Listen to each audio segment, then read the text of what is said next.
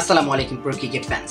দর্শক, আপনারা সকলে জানেন বাংলাদেশ এবং ভারতের যে টেস্ট সিরিজটা চলতেছে সেখানে কিন্তু ইতিমধ্যেই দ্বিতীয় দিন শেষ হয়ে গেছে এবং দ্বিতীয় দিন শেষে বাংলাদেশের অবস্থা কিন্তু তেমন একটা ভালো না। আপনারা বলতে পারেন ইন্ডিয়া কিন্তু ইতিমধ্যে এই টেস্টটি জিতেই ফেলেছে বলতে পারেন, কেননা বাংলাদেশ যে ফার্স্ট ইনিংসে যেরকম ব্যাটিং করেছে এরকম ব্যাটিং দেখে আসলে যে কেউ বলতে পারবে যে ভারত যে ইতিমধ্যে 308 রানের একটা লিড নিয়ে ফেলেছে দ্বিতীয় দিন শেষে, এই 308 রানই শোধ করতে পারবে না বাংলাদেশ এখন যদি ভারত ডিক্লেয়ার দিয়ে দেয়। বাংলাদেশের সমর্থকেরা এরকমটাই বলছে, কেননা বাংলাদেশ কিন্তু আজকে দ্বিতীয় দিনের শুরুটা যেভাবে করেছিল সত্যি দুর্দান্ত করেছিল।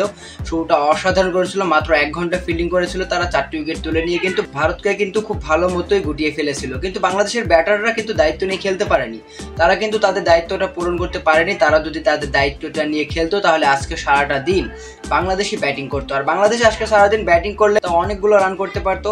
আর শেষ পর্যন্ত কিন্তু আজকে বাংলাদেশ মাত্র 47 ওভার ব্যাটিং করেছে, যেখানে তারা রান করেছে 149-এর মতো। 149 রানে বাংলাদেশের ব্যাটাররা অল আউট হয়ে গিয়েছে। আর পরবর্তীতে ভারত আরও একবার 23 ওভার ব্যাট করেছে এবং সেখানে তারা 81 রান তুলেছে, 3টি উইকেট হারিয়েছে। তবে সবচেয়ে বড় ব্যাপার যেটা, ভারত ওই যে 2 দিন শেষে টেস্ট খেলার 5 দিনের মধ্যে মাত্র 2 দিন শেষে ভারত কিন্তু 308 রানে একটা লিডে এগিয়ে রয়েছে, যেটার কারণে কিন্তু অনেক বেশি প্লাস পয়েন্ট ভারতের। আর ভারত এই টেস্ট ম্যাচটা জিতবে এটাই মনে করছে অনেক ক্রিকেট প্রেমীরা। আপনি বাংলাদেশের সমর্থক হলেও এটা আপনি অস্বীকার করতে পারবেন না যে বাংলাদেশের ব্যাটাররা আজকে একেবারে জঘন্য ব্যাটিং করেছে। সর্বোচ্চ স্কোরটাই হয়েছে সাকিব আল হাসানের ব্যাট থেকে, তাও মাত্র 32 রান। একজন ব্যাটারও 50 করতে পারে নাই, যেটা অনেকটা লজ্জাজনক একটা ব্যাপার ছিল। তবে যাই হোক, বাংলাদেশের ক্রিকেটাররা এখনো সুযোগ আছে, বাংলাদেশ জিতবে আমি মনে করি। কিভাবে বলি আমি শুনুন।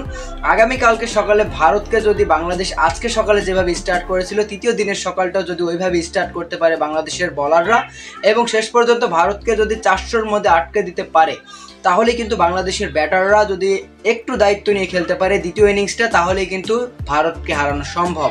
অসম্ভবের কিছু নেই, এখনও সম্ভব। আর যদি বাংলাদেশের বলাররা ভালো পারফরমেন্স না করতে পারে তাহলে কিন্তু এই ম্যাচ আর জেতার কোনো সম্ভব নেই। ম্যাচটা ড্র হলেও হতে পারে যদি ব্যাটাররা দায়িত্ব নিয়ে খেলতে পারে, আর না হলে কিন্তু ভারত নিঃসন্দেহে জিতে যাবে, যেহেতু এখনও ম্যাচের 3 দিন বাকি রয়েছে। আজকের দিনের ম্যাচটি দেখে আপনার মতামত অবশ্যই জানাবেন আমাদের ভিডিওর কমেন্ট বক্সে। বাংলাদেশ কি পারবে জিততে এই টেস্ট ম্যাচ, নাকি হেরে যাবে, নাকি ড্র হবে? জানিয়ে দিন আপনার মতামত আমাদের ভিডিওর কমেন্ট বক্সে।